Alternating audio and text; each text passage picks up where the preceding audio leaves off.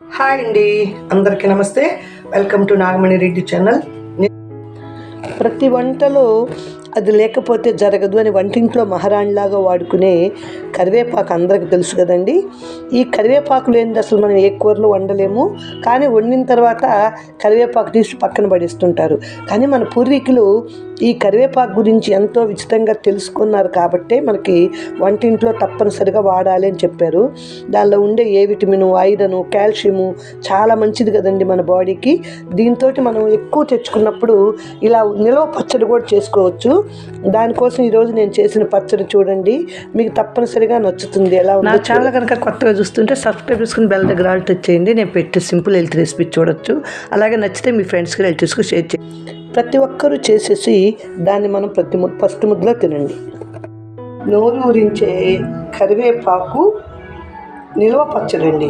ఈ పచ్చడిని మనం సులభంగా ఇంట్లో చేసుకోవచ్చు. మరింత కరివేపాకు దొరికినప్పుడు చక్కగా చేసుకుంటే దీన్ని మనం అన్నంలోనే కాదండి, ఉదయం పూట బ్రేక్ఫాస్ట్ దోశ, ఇడ్లీ దేనిలో వేసుకొని తిన్నా సూపర్ అంటే సూపర్గా ఉంటుంది.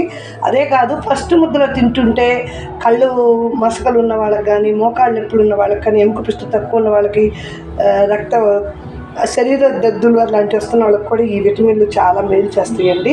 ఇది ఎలా చేయాలో చూద్దాం పదండి. అంతకన్నా ముందు నా ఛానల్ కొత్తగా చూస్తుంటే సబ్స్క్రైబ్ చేసుకుని బెల్ దగ్గర ఆల్ టచ్ చేయండి. నేను పెట్టే సింపుల్ హెల్త్ రెసిపీ చూడొచ్చు. అలాగే చేసాక ఎలా వచ్చిందో కామెంట్ చేయటం, మీ ఫ్రెండ్స్కి రిలేటివ్స్కి షేర్ చేయటం మర్చిపోవద్దు. ఈ కరివేపాకు పచ్చడి ఆరోగ్యానికి చాలా మంచిదండి.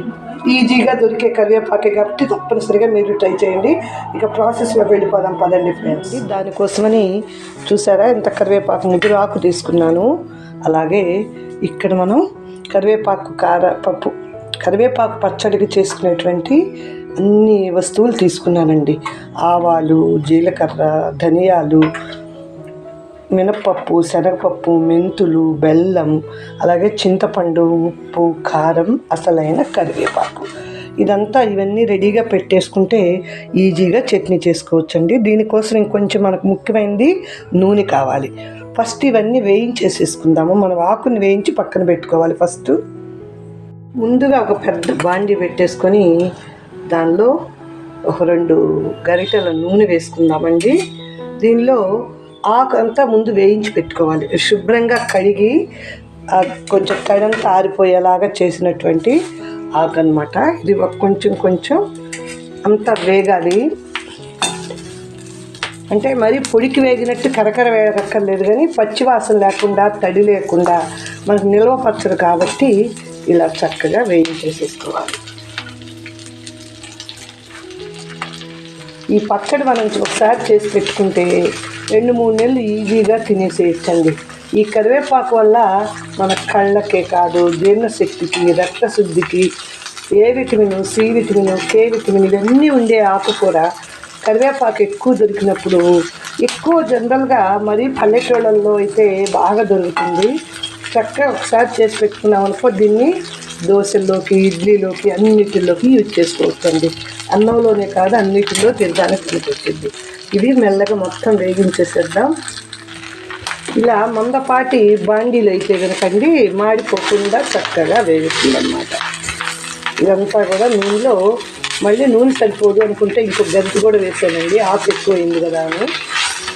చక్కగా ఇది ఇలా అంతా వేగింది. పచ్చివాసన, తడి లేకుండా ఉంటే చాలండి పచ్చడికి.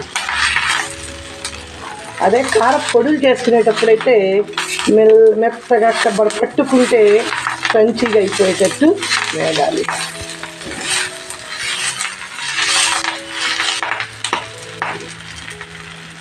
ఇది వేగుతుండగానే వేరే గిన్నెలో మనం కొంచెం వేడి నీళ్ళు పెట్టేసుకున్నానండి. ఇదండి వేడి నీళ్లు పెట్టేసుకొని ఈ నీళ్ళల్లో చింతపండుని నానబెట్టేసేసుకుందాం. ఈ నీళ్లు మనకు కొంచెం ఎక్కువ పెట్టుకున్న ఇబ్బంది లేదండి, ఎందుకంటే మనకి పచ్చడి గట్టిగా వచ్చిందంటే ఈ నీళ్లు వాడుకోవచ్చు అన్నమాట. ఈ చింతపండుని చక్కగా ఒక అరగంట సేపు నాననిచ్చేద్దాం. తీసుకొని పొడిగా మనం అన్నీ వేయించేసేసుకోవాలి. దానికొకటి ముందు ఆవాలు వేస్తున్నాను. 1 స్పూను ఆవాలు,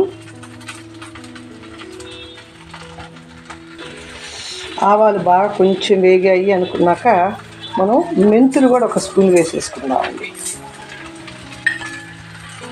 మెంతి పొడి ఆవపిండి మనకి బాగా వేగాలి.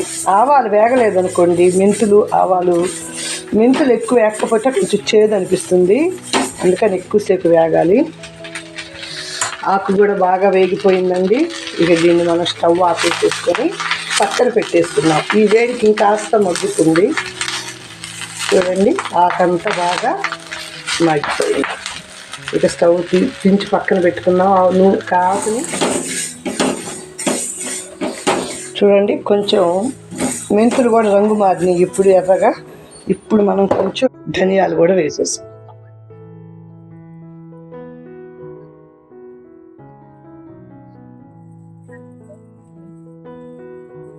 ధనియాలు కూడా ఒక స్పూన్ వేసేసుకున్నాను, అన్ని సమంగా.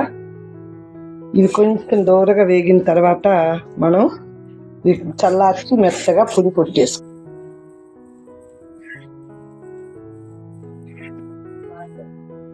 మనం ఇంట్లో చేసుకునే పచ్చళ్ళు కూడా చాలా ఈజీగా చేసుకోవచ్చు అండి. ఇప్పుడు ఈ రోజుల్లో పచ్చళ్ళు కూడా జనరల్గా అందరూ అన్నీ రోడ్డు మీద దొరుకుతున్నాయి కదా, కష్టపడి ఎందుకు అనుకుంటున్నారు. కానీ ఇలాంటి హెల్తీ పచ్చళ్ళు, హైజీన్ పచ్చళ్ళు దొరకవు కదండి. ఇవి ఆపేసేద్దాం. ఆపేసి దీనిలోనే తిరగమాత పెట్టేసుకుందాం. దీనిలో ఒక 100 గ్రాములు నూనె వేసుకున్నానండి, వేరుశనగ నూనె. దీనిలో మనం ఇప్పుడు మినప్పప్పు, అలాగే పోపు అన్నమాట, ఇది శనగపప్పు, అలాగే జీలకర్ర, 1/2 స్పూను జీలకర్ర, ఒక చిన్న ఉల్లిపాయలు ఒక రెబ్బ తీసుకున్నాను.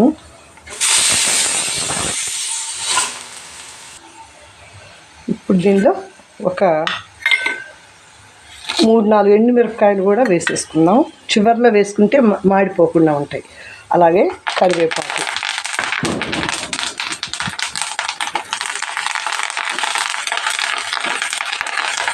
వేసేసి స్టవ్ ఆపేసేద్దాం. ఇది చల్లారాక పచ్చడి రెడీ చేసేసుకుందాం. చల్లారిపోయిన ఆవాలు, మెంతులు, ధనియాలు మెత్తగా మిక్సీలో పొడి వేసేసుకుందామండి.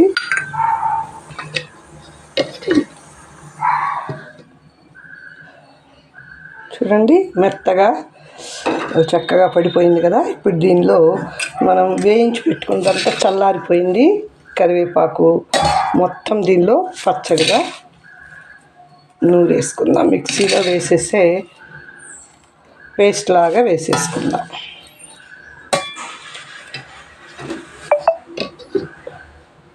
ఇప్పుడు మనకి కొంచెం కచ్చా పచ్చా మెదిగినాక ఒక అరకప్పు కల్లుప్పు వేసేసి మళ్ళీ మిక్సీలో వేస్తున్నాను. మెత్తగా ఉప్పు కూడా వేసేసాక పచ్చడి అంతా రెడీ అయిపోయింది. ఇప్పుడు మనం దీనిలో ఒక బౌల్లో వేసేసుకుందాం. పచ్చడి అంతా తీసి చూడండి, చక్కగా బౌల్లో వేసేసుకొని కారం అవన్నీ వేసి కలిపేసుకుందాం. ఇంకా ఇప్పుడు పచ్చడి అంతా దీనిలో తీసుకున్నాం కదండి, ఆల్రెడీ వేసి పెట్టుకున్నా పోపు అంతా వేసేస్తున్నాను. పోపు ముందుగా చల్లార్చి పెట్టుకున్నామండి. ఎప్పుడైనా ఊరగాయ పచ్చళ్ళల్లో పోపుని వేడిగా వేయకూడదు. చక్కగా ఇలా వేసేసుకొని దీనిలో అస్సలు కలపన కారం అవుతుందండి.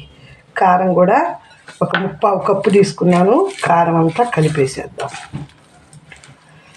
ఇప్పుడు నూనె సరిపోనట్టే ఉంటుంది కదండి. ఒక పూట మాగేసరికి ఆల్రెడీ ఆకులో కూడా నేను 3 టేబుల్ స్పూన్ల నూనె వేసేసి వేయించాను కదా, అదంతా కూడా బయటకు వచ్చేస్తుంది. అదే బండిలో నేను చింతపండు పులుసు వేసేసుకుని దీనిలో మనకి తీపి ఇష్టమైనా ఇష్టం కాకపోయినా కొంచెం ఒక 25 గ్రాములు మాత్రమే బెల్లం వేస్తున్నానండి. చిన్న గడ్డ మాత్రమే వేస్తున్నాను. ఇదంతా కూడా బాగా వేగించేసేసుకుందాం. ఇదంతా కరిగి కొంచెం చిక్కగా ఉడికిందాకా ఉడికించేసేసి పచ్చళ్ళలో కలిపేసుకుందామండి. చింతపండు బెల్లం అంతా బాగా చిక్కగా వచ్చేసింది. ఇప్పుడు దీన్ని కూడా దీనిలో కలిపేసుకుందామండి. పచ్చట్లో కలిపేసేసుకుందాం. ఇది కూడా ఇప్పుడు ఈ చింతపండు బెల్లం పేస్ట్ కూడా దీనిలంతా కలిపేసేస్తున్నామండి.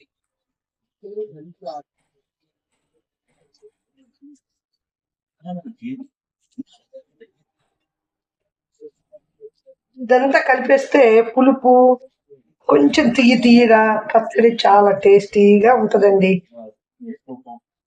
ఇది ఒక కొంచెం ఏం వేడి లేకుండా ఒక పావు గంట అరగంట బయట చల్లగా ఉంచేసి తర్వాత మనం చక్కగా గాజు బౌల్స్ లో గనక స్టోర్ చేసుకొని ఫ్రిడ్జ్ లో పెట్టుకుంటే మనకు 2-3 నెలలు ఈజీగా నిల్వ ఉంటుందండి ఈ పచ్చడి. ఈ పచ్చడి అన్నిటిలో తినొచ్చు. అదే కాకుండా ఫస్ట్ ముద్దలో తింటూ ఉంటే వెయిట్ లాస్ వాళ్ళకి కూడానండి కరివేపాకు చాలా మంచి చేస్తుంది. ఇలాంటి చక్కగా గాజు సీసాల్లో కనుక స్టోర్ చేసి ఫ్రిడ్జ్ లో పెట్టుకుంటే ఎయిట్ టైట్ కంటైనర్ లో మనం 2-3 నెలలు ఈజీగా తినొచ్చండి. ఇంకా ఎక్కువ చేసుకున్నామని కూడా 6 నెలలు తినొచ్చు కూడాను. ఇలా వేడి వేడి అన్నంలో ఎంచక్కా పచ్చడి వేసేసుకుని ఎంచక్కా కొంచెం నెయ్యి వేసుకుని తింటుంటేనండి ఎంత టేస్టీగా ఉంటుందో తెలుసా అండి. ఫస్ట్ ముద్దలోనే మనం ఇలా తినేసేసాం అనుకోండి, ఆరోగ్యమే కాదండి చక్కగా నోటికి సమ్మగా తీయగా పుల్లగా ఆరోగ్యకరమైన పచ్చడి రెడీ అండి. మీరు ఒకసారి ట్రై చేస్తారు కదా, తప్పనిసరిగా రుచిగా తినాలి అంటే ఇలాంటి పచ్చడి మనం హోమ్ మేడే చేసుకోవాలండి. మీరు ఒకసారి ట్రై చేస్తారు కదా ఫ్రెండ్స్, మీకు నచ్చింది అనుకోండి ఈ పచ్చడి. మీరు ఒకసారి ట్రై చేశాక ఎలా వచ్చిందో చెప్పండి. నా ఛానల్ కనుక కొత్తగా చూస్తుంటే సబ్స్క్రైబ్ చేసుకొని బెల్ దగ్గర ఆల్ టచ్ చేస్తే ఇలాంటి సింపుల్ హెల్తీ రెసిపీస్ అన్ని చూడొచ్చండి. మీకు నచ్చింది అనుకోండి మీ ఫ్రెండ్స్కి రిలేటివ్స్ షేర్ చేయండి. చూశారు కదండి ఎంత సింపుల్గా చేసుకోవచ్చు మనం. ఇలాంటి నోరూరించే పచ్చళ్ళు మనం తప్పకుండా ట్రై చేయాలండి. గుమగుమలాడే పచ్చడి ఇక తినకుండా ఉండలేనండి, నేను తినేస్తున్నాను. మీకు నోరూరుతుంది కదా, తప్పనిసరిగా మీరు కూడా ఒకసారి ట్రై చేసేసి ఎలా వచ్చిందో తప్పనిసరిగా నాకు ఫీడ్బ్యాక్ ఇవ్వండి. నా ఛానల్ తప్పకుండా చూస్తూ మీరు ఇలాంటి సింపుల్ హెల్త్ రెసిపీస్ చాలా ఉంటాయండి, అవన్నీ మీరు కూడా ట్రై చేసేసాక కామెంట్ చేయటం కూడా మర్చిపోవద్దండోయ్. నేను చేసే వంటలన్నీ కూడా ఆరోగ్యంగా ఏంటి మంచి అని ఆలోచించి చేసుకుంటూ ఉంటానండి. థ్యాంక్స్ ఫర్ వాచింగ్ అండి. మళ్ళీ మంచి వీడియోతో కలుస్తాను. నా ఛానల్ తప్పకుండా సబ్స్క్రైబ్ చేసుకోండి. బాయ్.